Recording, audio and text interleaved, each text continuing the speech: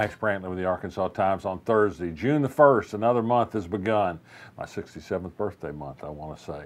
Well, the world turns as ever first to the reality TV show that is the leadership of the greatest country in the world, that being the United States. Here's some news for you. Vladimir Putin has changed his story. He says, well, yes, some Russians may have done some computer activity that was intended to influence the 2016 election. No kidding. Not the state, he says, of course, just individual actors are responsible for that.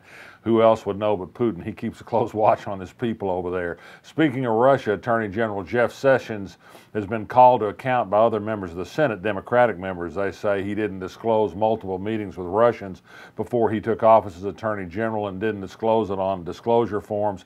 If indeed he was as dishonest as he seems, he should resign, they say. Honesty was always important to Sessions, or so he said. The big news today is going to come with an announcement shortly after this is recorded on whether Donald Trump is going to take the United States out of the Paris Climate Accords. Will we stay with the rest of the civilized world, or will we join Nicaragua and Syria in saying we don't care how dirty the air is or what happens to our climate? There's apparently a division in the Trump White House on this. The fact that they're even talking about it is bad news enough, I think.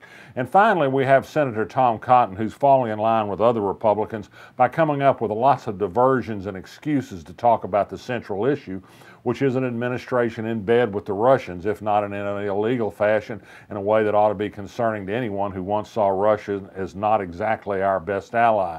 Cotton says that he's worried about Russians. They're terrible people, but the problem is Barack Obama. He didn't do enough to stop spying by Russians back when he's president. He seems to have no interest at all in Donald Trump and his many and varied business and political relationships with Russia.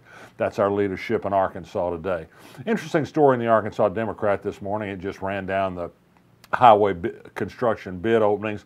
Another $30 million project to rebuild a stretch of Interstate 40 near West Memphis. Yet again, trucks pound these stretches of road into rubble regularly.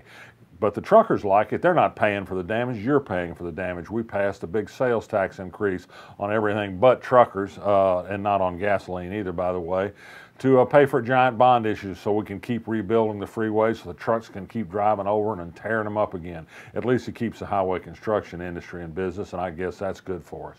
In Pulaski Circuit Court in Little Rock today, a jury convicted Carl Mouton, a former band director at Maumelle High School, of 2 counts of sexual assault for molesting for a couple of years a young girl who was a member of his band. The jury is out right now deliberating what his punishment might be. As we've said before, this is Walmart week. The shareholders will have their meeting in Fayetteville tomorrow, but there are a lot of activities going on during the week. Yet another group today has called attention to the fact that Walmart wages are not as high as they say they are, and the net effect is that the federal government subsidizes Walmart employees with a lot of welfare benefits because they're paid so little. Well, there's another piece of news today to help out Walmart employees. The company says it's test piloting a program, including at one store in Arkansas, where when you order stuff from Walmart on the web, they'll deliver it to a local store, and then they're going to hire their own employees as moonlighters on their way home to deliver some of these packages for a little extra spending money. We'll see how that works out. Walmart thinks this can save some money on delivery, so I don't guess they're going to be paying their employees as much as they'd be paying a private delivery service to do the work. But that's happening in Walmart land. I mentioned yesterday a little bit of political news was coming. Indeed it was. Paul Spencer of Scott, Arkansas, a Catholic high school teacher and a longtime campaigner for better ethics laws in Arkansas and campaign finance reform, has announced that he's formed an exploratory committee to run for 2nd District Congress against Republican incumbent French Hill. He's a Democrat. There may be other Democrats that run before it's over. The more the merrier.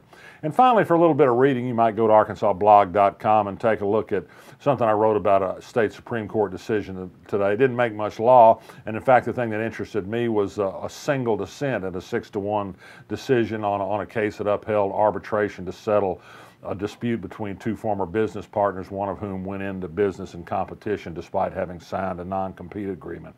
This was an occasion for salty Justice Josephine Linker Hart to issue a strong statement about her unhappiness that the courts seem to be favoring arbitration over using the state's courts to decide disputes. She says courts are the cornerstone of democracy.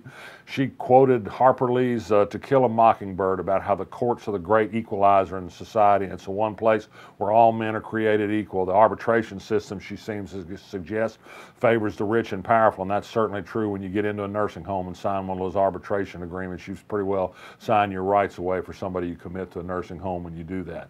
I think Joe Hart's onto something there, but it's not going to have much effect on the rest of the world. Just call her for one day Atticus Finch. She's resisting that, at least. I'm resisting other things. I'm Max Brantley.